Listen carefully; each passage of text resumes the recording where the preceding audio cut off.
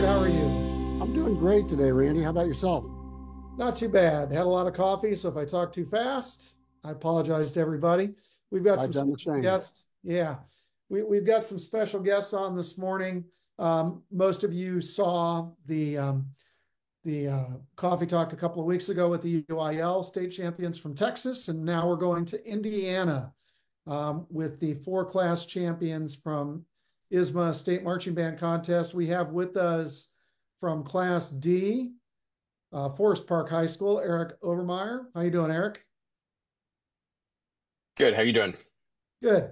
We have from Class C, the Class C state champion, Aaron Wells from Edgewood High School. Aaron, how are you? I'm great. How are you? Doing great.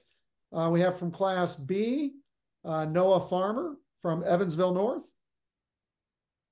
Hey, how's it going? Good. And finally, we have from Class A, Avon High School, Mr. Matt Harloff. Matt, how are you doing? Great. Good morning, everybody. Pleasure to be here. Thanks for having us. Yeah, thanks so much for joining us. I'm going to let Richard kick it off. This session is really primarily about talking to these four band directors who I'm sure are still reflecting on their state championships here in Indiana and what they learned from it, and just what they garnered from it in terms of the instructional process and becoming better teachers. Richard, take it away. Hey, Noah, if it's okay, I'm going to start with you. Obviously, in Class B to do well, you have to sound good. And you did, of course. What's your secret to getting your kids to have that good sound? What are some of the things that you would suggest that young directors think about as they're working their groups to create the same kind of sound that you guys get? Sure. Well, I think the first thing is actually happening right now. One of the things that I feel is really important to creating well-rounded musicians that can play in any environment is solo and ensemble season. So right now we are hitting it hard as we do every single year. Students in the entire program have solos that they're preparing. They get tons of help with instructors around here, and that's really where it starts, to be able to sit down with kids one-on-one and help them find, because everybody's a little different, how they find the way that they're going to be their best player. So that starts now, and then obviously going into the spring with concert band festivals and those sorts of things. It's a year-long process, and so by the time we get to marching band, those fundamentals have been talked about time and time again. We walk that path year after year. So what's nice is when we get into July, we're starting about the fundamentals, but it's stuff that we've talked about since day one with them. I have a sign in the band room that says good sounds only, and that's what we talk about with our beginners all the way through, is that you got to create your best sound all the time. You've got to play with musicianship all the time. And so I don't know if we have a process necessarily, except that just every single day, that's our focus, is good sounds and musicianship. Fantastic. And the fact that those kids are doing solo ensemble, I know there are some kids that are probably doing one on a part that are not used to that. Right. So that immediately puts a little bit more pressure on them to develop. And I couldn't agree with you more. When I was at Carmel, we did a lot of solo ensemble stuff, and we just felt like it paid big dividends down the road. So I'm so glad that you're doing that. Randy, he was talking about good sounds. Maybe it's time that you mention our T-shirt again. Yes, we are going to have a T-shirt coming out, and this is from a buddy of mine that I went to college with. That was the tuba professor at Northwestern for many years, and Rex put that up on Facebook one day, and I have that hanging up on my wall because we all need to be reminded to resist the temptation to sound like crap. So it's always good. Thank you, Noah. We'll have those ready for the new year. Yeah. So let's move on to Aaron. Aaron in Class C. There's some decent playing bands in that class. So got a chance to hear your group this fall. You guys sounded great. What kind of stuff do you guys do to sound good? Well, it all started in 1989 when I had a trumpet instructor at Owen Valley who started with you need to play this way, and it's just been growing ever since. I'm not going to age you, Mr. Greenwell, but it might have been you. It's okay. It's all right here. It's okay. He was 7 years old then when he did that, right? Yeah, he was a young buck. Everybody back then were young bucks. You know, it's the same thing as Noah. I mean, it's solo and ensemble. When about 10 years ago, I just decided like we don't play as well as I'd like for us to, and I just went in and revamped like, well, what are things we're doing and we're doing well, and then we kind of up the heat on that stuff, and what are things we're not doing, and I think Mr. Saucedo said it earlier. It's like there are kids that they find a way, they kind of find their niche and they hide a little bit, and with solo and ensemble you can't do that. So everyone is required to do one thing or another. You either play a solo or you play in an ensemble, and ever since we started to do that, the actually just the pride in the musician has been better, because like now they're working towards something that they can physically see and visually see, and it's paid massive dividends for us in the fall. And I've also been super fortunate to teach with a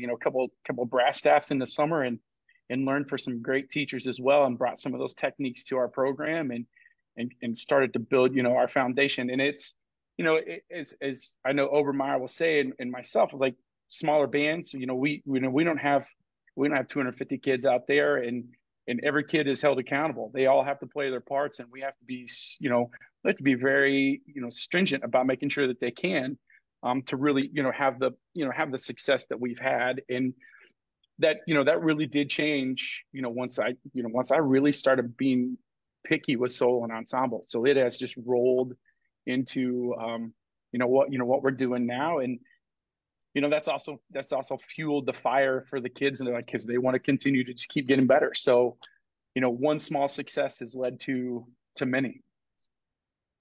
That's awesome. Fantastic. Okay, let's go to Matt next. Matt, I've had the great pleasure over many, many years to listen to your groups, your marching bands, and also had a chance, I think maybe a couple years ago, to judge your Winter Winds group. And you kind of get a sound that's like no other, man. Whether it's Crown or whether it's Avon, there's this depth of sound that you guys get, and it's always really impressive. And I know that you really stress air. Can you talk to these young directors that might be listening about how to start the air thing and how to work through that, and anything else you feel is important too? But I know that's something that you're real big on, is how they use their air. Yeah. We do that right away from the beginning, and actually in every group, whether it's the pageantry arts of winds or marching band or concert band or anything, air is important in our wind players. And we do have all sorts of exercises, whether it's the breathing gym exercises from Sam and those guys who wrote that book. That's a lot of incredible exercises that we do. We also have breathing tubes, which is we have our middle school kids use those as well. So they come. Our feeder program is already establishing that culture of the importance of using your air. And we do some exercises with them, and then that they do with the middle school, and then they come up to the high school, and then we just kind of take it to the next level. Just simple things just to open them up, to get them to relax and use a lot of air. And then through the technique that certainly both Aaron Wells and I were taught when we were younglings, that process of breathing, using the breath as part of the music. So we stress a lot that silence is just a part of is music as playing. And what are you doing in that silence? Are you just subdividing, you're staying in time, but that you're also breathing, you're staying relaxed, so you can get that great sound. So yes, there is a lot of training. How many times have we had numerous students that, hey, play as loud as you can, and they're like at a mezzo piano. Right. And they just don't know how to. It's like you can use a lot more air, and it's kind of getting them out of the shell a little bit, right?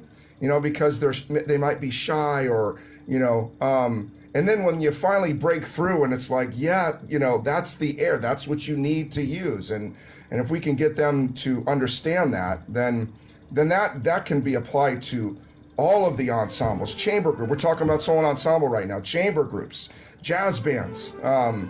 Randy, before you got on, Richard was talking about the jazz band that you're in, and high regards and some nice compliments to the jazz band, which I'm sure is spectacular. Your Lawrence Central jazz bands were incredible.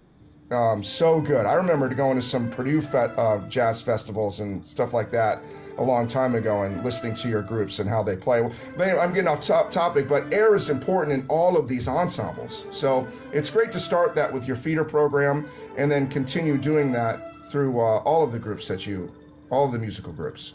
Fantastic. And I'm so glad to hear you talk about how it needs to start in the feeder programs. Yeah. So important.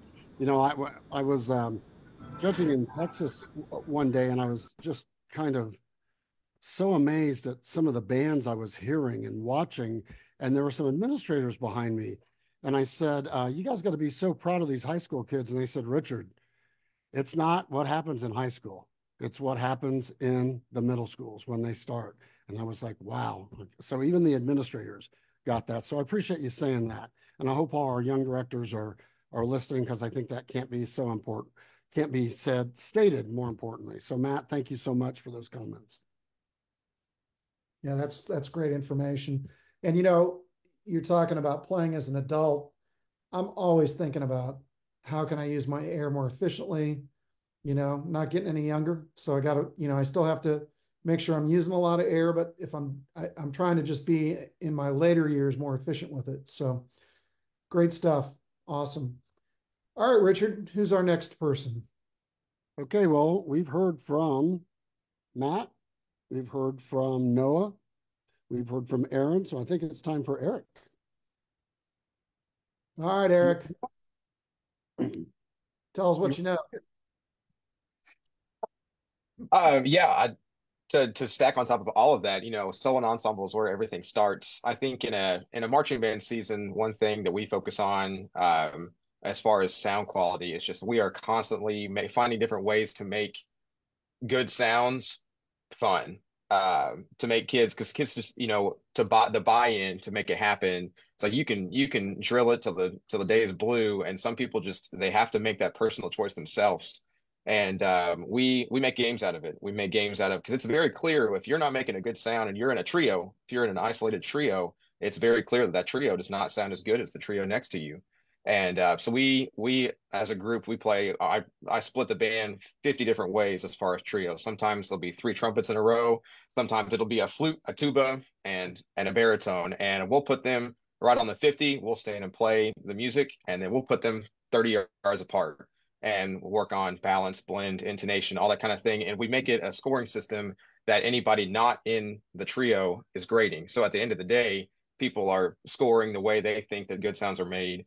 So I think that's a unique way that we do things here in terms of making good sounds. Is yes, we focus on the air, we focus on the solos and ensembles, but I try to make things as fun as possible, because ownership is a big thing for me, is to take pride and ownership in what you do on the field. Because if you don't buy into what you're doing on the field, whether it's making good sounds, looking good, doing any of that, then it just doesn't, it's hard to get them to do that. And as far as the other good sounds, you know, I'm in Southern Indiana. We're like an isolated Southern Indiana. We don't have a whole lot of access to, you know, in the southern parts of Indiana, you've got your college, university teachers that teach lessons and things like that. I teach all of our lessons. And so as far as sound quality, we do lots of watching. We watch lots of YouTube videos, professionals on their instruments, solos. We do lots of in-class research on quality sounds on instruments and get them to recreate those sounds. And so it does look like sometimes on a day where we're not playing as an ensemble, we're playing as we have one student sitting down listening to a professional, and they try to recreate that sound while others are watching. And so it's definitely a group effort, and it's awesome to see it take place when that ownership does take place. Wow. Well, Randy, we've heard, our folks that are watching this have certainly heard a lot of great tips on how to improve their groups. Yeah, and I think that the takeaway here is that everyone that spoke to it said it's ongoing. And it's not just something you do and then you start teaching the show and then you never work on it again. And I think sometimes, maybe younger teachers or inexperienced people in the marching arts sometimes tend to work on the show a lot, but that's all they work on. And they wonder why the group doesn't get better. So these gentlemen certainly have spoke to that process and how important it is to continue that throughout the entire band year. All of them said that. So in terms of takeaways from this season, let's go to each of you. Eric, we'll go ahead and start with you. What takeaway do you have from this season? Not in terms of so much the competitive aspect of it, but just maybe something that you had to battle that you never had to battle before that you overcame, or just something that you're like, I'm going to continue to do that because that made a big difference. Yeah, I think probably the biggest thing we focused on that we to overcome is that it was the very first contest. It kind of made me readjust how we look at the season, and you hear it said a lot, but the whole excellence is general effect is the factor for general effect.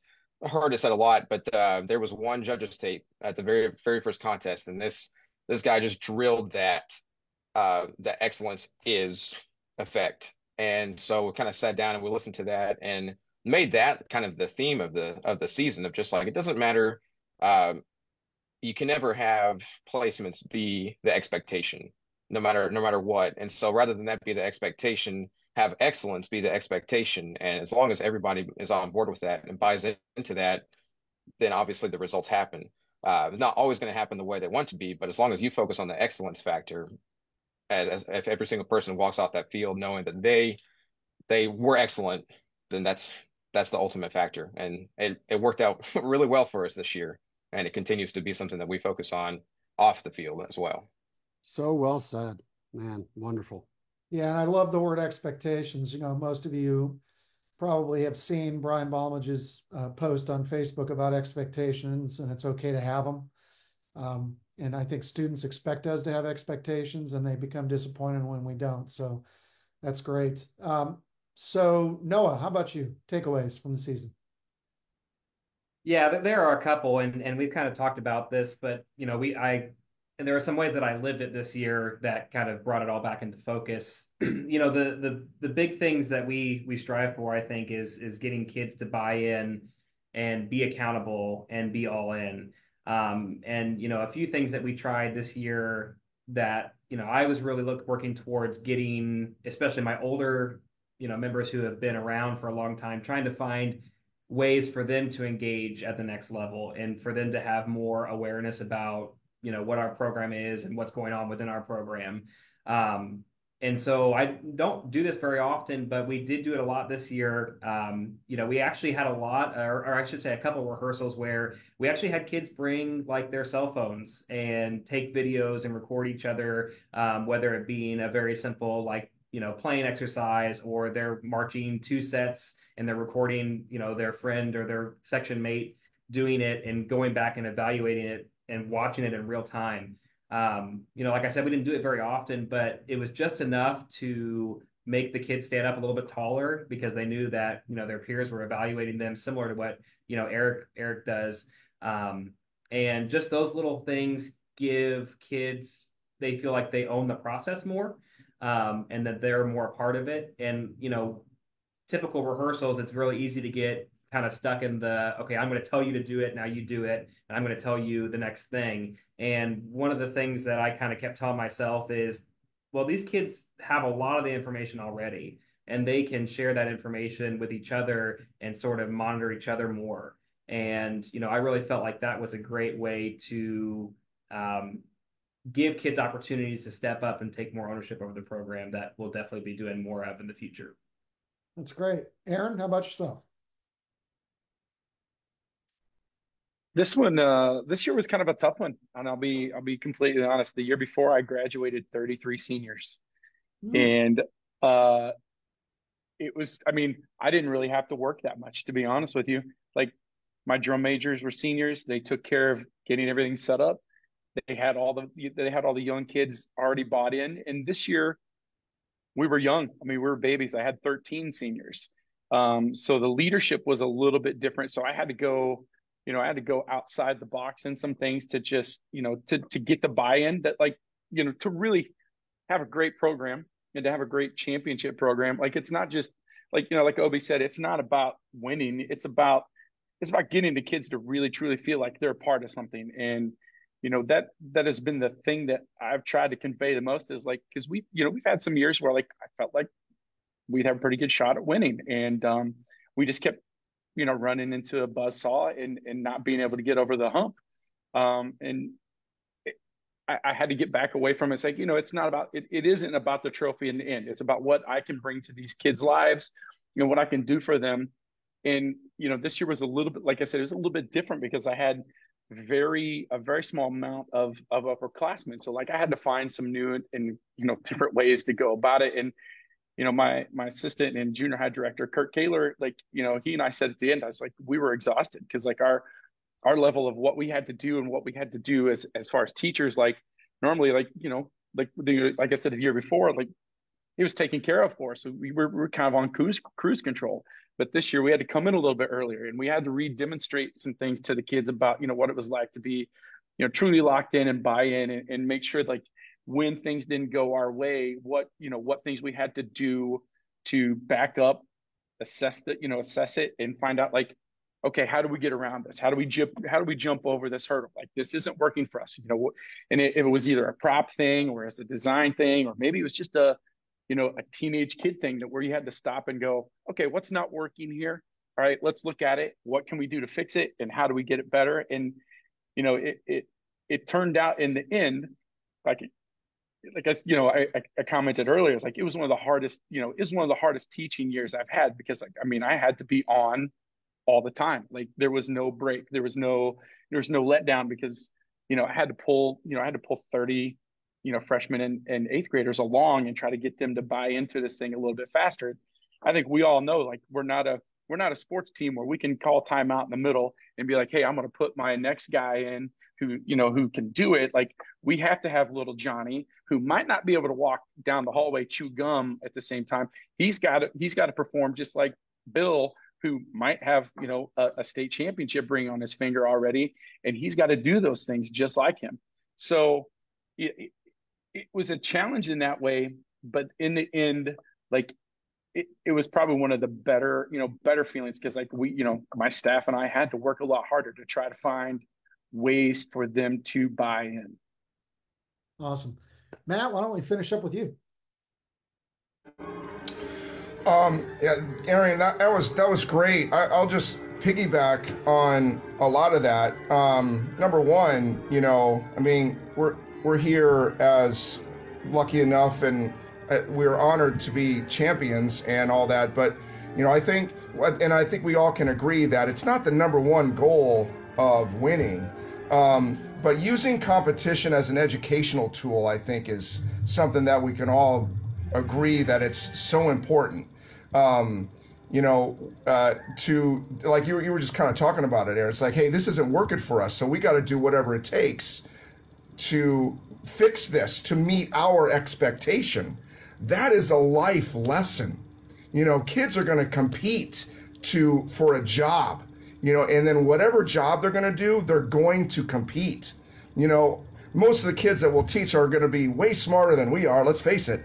And so let's say they end up as a lawyer at a law firm, that's going to compete. They're going to compete, with another law firm. So it's just, I think what we do is just great. And there's so many lessons that we can teach kids that can take them to whatever they want to do and what they will ever be successful for. But another one that I wanted to say, and I'm certainly live this being in a new role that I was in, and what I would say my take back from the year is how important culture is. And I think the other guys were all kind of giving some great examples of their culture. And I will say that because, and I know my friends up, and I did talk to Mike Pote about this too, as when Richard retired, Carmel is still Carmel.